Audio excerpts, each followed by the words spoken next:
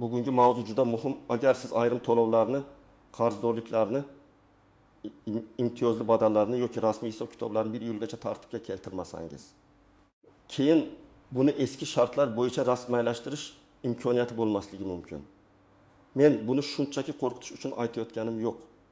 Bu masala uy-joyi borlarga ham, yer uchastkasi ishlatayotganlarga ham, yakka tartibdagi tadbirkorlarga ham, ijtimoiy to'lov oladigan oilalarga ham, kommunal va soliq qarzlari bor fuqarolarga ham tegishli bo'lishi mumkin. Shuning uchun videoni oxirigacha ko'ring. Men sizga oddiy tilda tushuntiraman. Avval qanday edi? Hozir nima o'zgaryapti? Kimlar shoshilishi kerak? Kimlar xavotir olmasa ham bo'ladi? Qaysi joylarda odamlar eng ko'p xato qiladi va iyulgacha amalda nima qilish kerak? Kanalga hoziroq obuna bo'ling. Videoga like bosing. Chunki bunday ma'lumotni vaqtida bilgan odam ortiqcha jarima, ortiqcha yugur va asabiylashishdan qutuladi. Men ko'p yillik amaliyotda bitta narsani ko'p ko'raman. Odamlar to'lov masalasini oxirgi kunga qoldiradi. Hali vaqt bor. Keyingi oy boraman. Mahalladagi tanishim aytdi, shoshmasam ham bo'larkan deb yuradi. Lekin davlat tizimlari bosqichma-bosqich raqamlashtirilgani sari kechikkan to'lov rasmiylashtirilmagan ariza, noto'g'ri kiritilgan ma'lumot yoki tasdiqlanmagan hujjat keyin juda katta muammoga aylanadi. Avval ko'p masalalar qog'ozda, mahalla orqali, idora xodimining og'zaki tushuntirishi bilan yoki keyin to'g'rilab beramiz degan tartibda hal bo'lib ketardi. Masalan, fuqaro kommunal qarzini bo'lib to'lashga kelishib olardi. Soliq bo'yicha eski qarzini aniqlatib olardi. Ijtimoiy to'lovga ariza topshirardi. Subsidiya yoki kompensatsiya uchun hujjat yig'ardi. Ba'zida bir hujjat yetishmasa ham olib kelasiz deb qabul qilib turishardi. Hozir esa vaziyat boshqacha. Ko'p to'lovlar, arizalar, imtiyozlar va qarzdorliklarni tartibga keltirish elektron tizim orqali yuritilyapti. Tizimda muddat bo'lsa, o'sha muddat tugagach ariza oynasi yopiladi. Tizimda qarz ko'rinsa, u avtomatik hisoblanadi. Tizimda ma'lumot mos kelmasa, odam men aytgandim-ku deb isbotlay olmaydi. Eng muhimi, iyulgacha rasmiylashtirilishi kerak bo'lgan to'lovlar bo'yicha eski tartib, imtiyoz yoki qulaylik keyin amal qilmasligi mumkin. Bu nimani anglatadi? Masalan, sizda eski kommunal qarzdorlik bor, lekin uni bo'lib to'lash bo'yicha ariza bermagansiz. Yoki yer solig'i, mol-mulk solig'i, ijara to'lovi, patent, ijtimoiy badal, aliment, jarima yoki subsidiya bilan bog'liq hisob-kitobni aniqlashtirmagansiz. Iyulgacha kelib, ma'lumotlar bazasi yangilansa, keyin tizim sizni qarzdor sifatida ko'rsatishi, penya qo'shilishi, arizangiz rad etilishi yoki eski yangilikdan foydalana olmasligingiz mumkin. Endi men kimlar birinchi navbatda xavotir olish kerakligini batafsil tushuntiraman. Birinchi guruh uy-joyi hovlisi. Yer uchastkasi yoki noturar joyi bor fuqarolar. Agar sizning nomingizda uy bo'lsa, yer bo'lsa, do'kon, garaj, ombor, sex yoki boshqa ko'chmas mulk bo'lsa, siz mol-mulk solig'i, yer solig'i, kommunal to'lovlar va ba'zan ijara yoki kadastr bilan bog'liq majburiyatlarni tekshirishingiz kerak. Oddiy misol. Toshkent viloyatida yashovchi bir fuqaroning hovlisi bor. U odam 2022 yildan beri yer solig'i kelayotganini bilmagan. Chunki xabarnoma eski telefon raqamiga ketgan. U o'ylaydi, menga hech kim aytmadi, demak qarzim yo'q. Lekin tizimda qarz turaveradi. Agar qarz 30 ming so'm bo'lsa, vaqt o'tishi bilan penya ham qo'shilishi mumkin. Eng yomon tomoni, ertaga u uyini sotmoqchi bo'lsa, kadastr harakatida yoki notariusda qarz ko'rinib qoladi. Natijada sotuv to'xtaydi, xaridor kutmaydi. Odam bir necha kun ichida idora yuguradi. Ikkinchi guruh yakka tartibdagi tadbirkorlar, o'zini o'zi band qilganlar, kichik biznes egalari. Agar siz bozor rastasida savdo qilsangiz, xizmat ko'rsatsangiz, ustachilik, taksi tikuvchilik, sartaroshlik, qurilish ishlari bilan shug'ullansangiz, o'z maqomingizni tekshiring. Ayrim odamlar o'zini o'zi band qilganman deb o'ylaydi, lekin tizimda ro'yxatdan o'tmagan bo'ladi. Ayrimlar faoliyatini to'xtatgan, lekin soliq organida hali ham faol ko'rinadi. Ayrimlar ijtimoiy soliq yoki qat'iy to'lov bo'yicha eski qarzdorlikni bilmaydi. Misol uchun bir sartarosh 2020 yilda yakka tartibdagi tadbirkor sifatida ochilgan, keyin ishlamay qo'ygan. U ishlamadim. Demak, to'lov ham yo'q deb o'ylaydi. Lekin faoliyat rasmiy yopilmagan bo'lsa, tizimda majburiyat davom etgan bo'lishi mumkin. 1 yilgacha bunday holatlarni aniqlatib, ariza bilan faoliyatni to'xtatish, qarzni qayta hisoblatish yoki bo'lib to'lashga kelishish kerak. Aks holda keyin qarz kattalashib, bank hisob varaqlariga cheklov, ijro harakati yoki boshqa noqulayliklar paydo bo'lishi mumkin. Uchinchi guruh ijtimoiy to'lov, nafaqa. Moddiy yordam, bolalar puli, kompensatsiya yoki subsidiya olishni kutayotgan oilalar. Bu yerda eng katta muammo shundaki, odamlar mahallaga arza berdim deb xotirjam bo'ladi. Lekin arza tizimga to'liq kiritilganmi? Hujjatlar tasdiqlanganmi? Oiladagi daromadlar to'g'ri aks etganmi? Buni tekshirmaydi. Natijada arza rad etiladi yoki keyingi davrga o'tib ketadi. Masalan, oilada 3 nafar bola bor, ona bolalar pul olish uchun arza topshirgan. Lekin turmush o'rtog'ining rasmiy daromadi tizimda noto'g'ri ko'rinadi. Yoki eski ish joyidan ma'lumot chiqib qoladi. Oila aslida muhtoj bo'lsa ham tizim daromad yuqori deb chiqarishi mumkin. Bunday vaziyatda iyulgacha daromad ma'lumotlarini, ish joyi haqidagi ma'lumotlarni, bank kartalari va oila tarkibini tekshirtirish juda muhim. Keyin muddat o'tib ketsa, o'sha oylar uchun to'lovni orqaga qaytarib olish qiyinlashadi. 4-guruh aliment, jarima, kredit, ijro hujjati yoki sud qarori bo'yicha to'lovlari bor fuqarolar. Bu masalada odamlar ko'pincha men naqd berganman, kelishib olganmiz, u odam da'vo qilmaydi deb yuradi. Lekin rasmiy tizimda to'lov ko'rinmasa, qarzdorlik saqlanib qoladi. Ayniqsa alimentda bu juda xavfli. Siz bolangizga pul bergan bo'lishingiz mumkin. Lekin bank orqali yoki ijro tizimi orqali rasmiy o'tmagan bo'lsa, keyin to'lamagan deb chiqishi mumkin. Misol uchun, ota har oy 20 million so'mdan bolasi uchun naqd pul berib kelgan. 2 yil davomida 24 million so'm bergan. Lekin kvitansiya yo'q, bank o'tkazmasi yo'q, tilxat yo'q. Keyin nizo chiqsa, ijro bo'limida qarz hisoblanadi. Shuning uchun men har doim aytaman, to'lov qilayotgan bo'lsangiz, rasmiy iz qoldiring. Bank ilovasi orqali aliment uchun, qarz to'lovi uchun ijro hujjati bo'yicha deb yozing. 1000 iyulgacha eski to'lovlarni ham imkon qadar hujjatlashtirib oling. 5-guruh kommunal xizmatlardan qarzi borlar. Elektr, gaz, suv, issiqlik, chiqindi to'lovi, boshqaruv kompaniyasi badallari, ko'p qavatli uylardagi umumiy xarajatlar bo'yicha qarzdorlikni ko'pchilik mayda narsa deb o'ylaydi. Lekin bugun bu to'lovlar ham elektron bazalarda ko'rinadi. Qarz yig'ilib qolsa, tarmoqdan uzish, penya, sud buyrug'i yoki ijro harakati bo'lishi mumkin. Masalan, xonadonda elektr bo'yicha 1 ming so'm, gaz bo'yicha 2 ming so'm, suv bo'yicha 90 ming so'm, chiqindi bo'yicha 60 ming so'm qarz bor. Alohida qaraganda katta emas, lekin jami 5-7 ming so'm bo'ladi. Agar bunga penya yoki qayta ulash xarajati qo'shilsa, oila uchun sezilarli yuk bo'ladi. Eng yomoni, odam to'lov qilganini aytadi, lekin eski hisob raqamiga to'lagan yoki boshqa abonent raqamiga pul o'tkazgan bo'ladi. Shuning uchun to'lovni rasmiylashtirish degani faqat pul to'lash emas. Balki to'lov aynan sizning hisobingizga tushgani ham tekshirish degani. Kim xavotir olmasa bo'ladi. Agar sizda hech qanday qarzdorlik bo'lmasa, barcha to'lovlar bank orqali amalga oshirilgan bo'lsa, soliq kabinetida nol qarz ko'rinsa, kommunal hisoblar toza bo'lsa, ijtimoiy to'lov yoki subsidiya bo'yicha arizangiz tasdiqlangan bo'lsa, unda ortiqcha vahima kerak emas. Lekin baribir tekshirib qo'yish zarar qilmaydi. Chunki men amaliyotda ko'rganman. Odam o'zini qarzsiz deb biladi, lekin eski uy, meros bo'lib qolgan yer yoki yopilmagan tadbirkorlik bo'yicha qarz chiqib qoladi. Endi istisnolar va ko'zga ko'rinmaydigan nozik jihatlarga o'tamiz. Birinchi nozik jihat, to'lov qilingan bo'lishi mumkin, lekin rasmiy hisobga tushmagan bo'lishi mumkin. Bu ko'p uchraydi. Odam bank kassasidan to'laydi, terminaldan to'laydi, ilovadan to'laydi. Lekin abonent raqamini bitta raqamga adashtiradi. Natijada pul boshqa hisobga tushadi. Sizda esa qarz turaveradi. Shuning uchun chekni saqlash, to'lov maqsadini to'g'ri yozish, hisob raqamini 2 marta tekshirish juda muhim.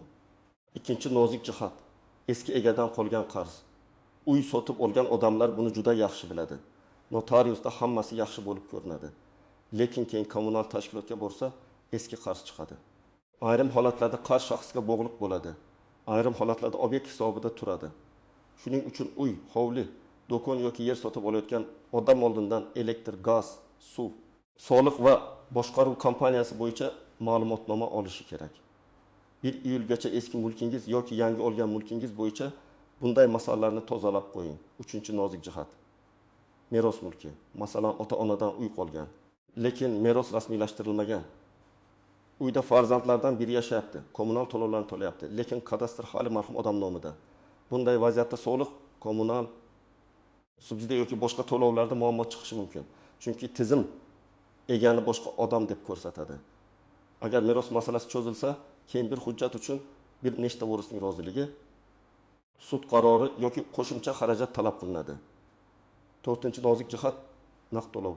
Naqd pul bilan qilingan to'lovni isbotlash qiyin. Agar siz ijara puli bergan bo'lsangiz, aliment bergan bo'lsangiz, ustiga xizmat haqi bergan bo'lsangiz, qarzni qaytargan bo'lsangiz, albatta tilxat yoki bank o'tkazmasi bo'lsin. Ishonch bor edi degan gap nizoga aylanganda yordam bermaydi. Men ko'p ko'rganman. Aka, uka, qo'shni, qarindosh, do'st o'rtasida kelishmovchilik chiqadi. Keyin hech kim hech narsani eslay olmaydi. Hujjat bo'lsa, gap tugaydi. 5-chi nozik jihat imtiyoz bor deb o'ylash, lekin uni rasmiylashtirmaslik. Masalan, pensioner, nogironligi bor shaxs, kam ta'minlangan oila yoki ko'p bolali oila ayrim to'lovlarda yengillik olishi mumkin. Lekin imtiyoz avtomatik qo'llanmasligi mumkin. Ariza, guvohnoma, ma'lumotnoma, ID karta, kadastr hujjati, bank rekviziti talab qilinadi. Odam mening huquqim bor deb yuradi, lekin tizimda imtiyoz belgilanmagan bo'ladi. Natijada to'lov to'liq hisoblanadi. Shuning uchun huquq borligi yetarli emas. Uni rasmiylashtirish kerak. 6-chi nozik jihat muddatni noto'g'ri tushunish. Iyul deganda ko'pchilik iyul kuni ham ulguraman deb o'ylaydi. Amalda esa ayrim idoralarda arizani ko'rib chiqish bir necha ish kuni oladi. Bank to'lovi tizimda kechroq aks etishi mumkin. Ma'lumotnoma olish uchun navbat bo'lishi mumkin. Agar siz iyun kuni kechqurun harakat qilsangiz, tizimda to'lov 1 iyuldan keyin ko'rinishi mumkin. Shuning uchun men tavsiya qilaman. Oxirgi kunni kutmang, kamida 7-10 kun oldin boshlang. 7-chi nozik jihat telefon raqami va shaxsiy kabinet. Bugun juda ko'p xabarnomalar SMS, elektron kabinet, bank ilovasi yoki mybank.uz orqali keladi. Agar telefon raqamingiz eski bo'lsa, sim karta boshqa odam nomida bo'lsa, shaxsiy kabinetga kira olmasangiz, siz muhim xabarni o'tkazib yuborasiz. Keyin menga xabar kelmadi degan e'tiroz har doim ham yordam bermaydi. Shu sababli 1 iyulgacha o'z telefon raqamingizni, elektron raqamli imzoyingizni, One ID yoki boshqa kirish vositalaringizni tartibga keltiring. Endi eng muhim qism amalda nima qilish kerak? Men buni oddiy tartibda tushuntiraman. Birinchi qadam, shaxsiy hujjatlaringizni tayyorlang. ID karta yoki pasport, JSHSH raqami, telefon raqamingiz, bank kartangiz, agar mulk bo'lsa kadastr hujjati, agar tadbirkor bo'lsangiz, stir yoki ro'yxatdan o'tganlik ma'lumotlari. Agar ijtimoiy to'lov bo'lsa, oila tarkibi va daromadga oid hujjatlar kerak bo'lishi mumkin. Ikkinchi qadam, soliq holatingizni tekshiring. Soliq organining elektron xizmatlari, shaxsiy kabinet yoki mobil ilovasi orqali mol-mulk solig'i, yer solig'i, tadbirkorlik majburiyatlari va eski qarzdorlikni ko'ring. Agar tushunarsiz raqam chiqsa, darhol bu noto'g'ri deb chetga surmang. Tuman soliq inspeksiyasiga boring yoki elektron murojaat qiling. Mening nomimda qaysi obyektlar bor, qaysi davr uchun qarz hisoblangan, qarzning asosi nima, qayta hisoblash mumkinmi deb aniq so'rang. 3-qadam. Kommunal to'lovlarni tekshiring. Elektr, gaz, suv, issiqlik, chiqindi va boshqa xizmatlar bo'yicha har bir hisobni alohida ko'ring. Faqat umumiy qarzga qaramang. Hisob raqami sizniki ekanini, hisoblagich ko'rsatkichlari to'g'ri kiritilganini, oxirgi to'lov qachon tushganini tekshiring. Agar hisoblagich ko'rsatkichi noto'g'ri bo'lsa, rasmga oling, murojaat qiling, dalolatnoma tuzdiring. Chunki noto'g'ri ko'rsatkich bir oyda emas, keyingi oylarda ham sizga zarar beradi. 4-qadam, agar qarz bo'lsa, uni yashirmang. Ko'pchilik qarzni ko'rgan zahoti vahimaga tushadi, bu eng yomon yo'l. Agar to'lash imkoningiz bo'lsa, to'lang va chekni saqlang. Agar to'liq to'lay olmasangiz bo'lib to'lash, qayta hisoblash yoki kelishuv imkoniyatini so'rang. Murojaat qilganda og'zaki gap bilan cheklanib qolmang. Ariza yozing, kirim raqamini oling, javob muddatini bilib oling. 5-qadam ijtimoiy to'lov va subsidiya masalasida mahallaga yoki tegishli xizmat markaziga borishdan oldin oila ma'lumotlarini tekshiring. Oilada kim ro'yxatda turibdi? Kimning rasmiy daromadi bor? Kim chet elda? Kim ishchi sifatida ko'rinadi? Kim talaba yoki pensioner? Bularning hammasi arizaga ta'sir qiladi. Agar oilada ajrim bo'lgan, lekin hujjatda aks etmagan bo'lsa, agar farzand boshqa joyda ro'yxatda tursa, agar ish haqi ma'lumotlari eski bo'lsa, ariza rad etilishi mumkin. 6-qadam, to'lov qilganda izoh yozing. Bank ilovasida pul o'tkazayotgan bo'lsangiz, 2024 yil may oyi kommunal to'lovi, aliment to'lovi, ijara to'lovi, qarz qaytarildi. Soliq qarzi bo'yicha kabi tushunarli izoh qoldiring. Bu mayda narsadek ko'rinadi, lekin keyin nizoda juda katta ahamiyatga ega bo'ladi. Chekni telefonda saqlang. İmkon bo'lsa PDF qilib yuklab oling. Muhim to'lovlar bo'yicha alohida papka oching. 7-qadam. Agar eski to'lovlar naqd qilingan bo'lsa, imkon qadar hujjatlashtiring. Masalan, aliment yoki qarz bo'yicha oldin naqd bergan pullaringiz bo'lsa, qarshi tomondan tilxat oling. Tilxatda kimdan kimga qancha summa, qaysi sana, nima uchun berilgani yozilsin. Pasport ma'lumotlari imzo va sana bo'lsin. Agar tomonlar kelishsa, notarial tartibda yoki bank o'tkazmasi orqali keyingi to'lovlarni rasmiy qiling. 8-qadam. Elektron raqamli imzo va shaxsiy kabinetga kirishni tekshiring. Ko'p odamlar hujjat tayyor bo'lganda tizimga kira olmay qoladi. Parol esdan chiqqan, telefon raqami eski, ID karta muddat tugagan, elektron imzo ishlamaydi. Bularning hammasi vaqt oladi. Shuning uchun avval kirish vositalarini tekshiring, keyin ariza topshiring. Ayniqsa muddat yaqinlashganda xizmat markazlarida navbat ko'payadi. 9-qadam. Murojaat qilganda savolni aniq yozing. Menga yordam bering deb umumiy yozmang. Masalan, mening nomimda falon manzildagi uy bo'yicha 2023 yil uchun yer soliq qarzi ko'rsatilmoqda. Qarzdorlik qaysi hisob-kitob asosida shakllanganini tushuntirib berishingizni va noto'g'ri bo'lsa, qayta hisob-kitob qilishni so'rayman. Ana shunday aniq murojaatga aniq javob olish osonroq. 10-qadam. 1 iyuldan oldin hammasini bir joyga jamlang. Qaysi to'lov to'landi, qaysi ariza topshirildi, qaysi hujjat yetishmayapti, qaysi idora javob berish kerak, buni ro'yxat qilib chiqing. Men mijozlarga har doim oddiy jadval tuzishni maslahat beraman. To'lov turi, summa, muddat, mas'ul idora, holat, chek yoki ariza raqami. Shunda hech narsa esdan chiqmaydi. Bugungi gapning eng muhim joyi shuki, 1 iyulgacha rasmiylashtirilishi kerak bo'lgan to'lov, qarz, imtiyoz, subsidiya yoki arizani oxirgi kunga qoldirmang. To'lov qildim deb o'ylash boshqa, tizimda to'lov tasdiqlanishi boshqa. Huquqim bor deb o'ylash boshqa, imtiyozni rasmiylashtirish boshqa. Naqd berdim deb yurish boshqa. Hujjat bilan isbotlash boshqa. Men sizga maslahatimni aniq aytaman. Bugunoq soliq, kommunal ijtimoiy to'lov, tadbirkorlik va ijro bo'yicha holatingizni tekshiring. Qarzingiz bo'lsa, yashirmang, aniqlashtiring. Hujjat yetishmasa, to'plang. Ariza kerak bo'lsa, yozing, cheklarni saqlang. Telefon raqam va shaxsiy kabinetlarni yangilang. Shunda 1 yildan keyin nega oldinroq bilmadim deb afsuslanmaysiz. Agar sizda ham shunday to'lov, qarz yoki rasmiylashtirish bilan bog'liq savol bo'lsa, izohlarda yozing. Qaysi masala sizni ko'proq tashvishga solyapti? Soliqmi, kommunalmi, alimentmi? Subsidiya yoki ijtimoiy to'lovmi? Videoga like bosing, kanalga obuna bo'ling va yaqinlaringizga ham yuboring. Chunki bu ma'lumotni vaqtida bilgan odam pulini ham, vaqtini ham, asabini ham asrab qoladi.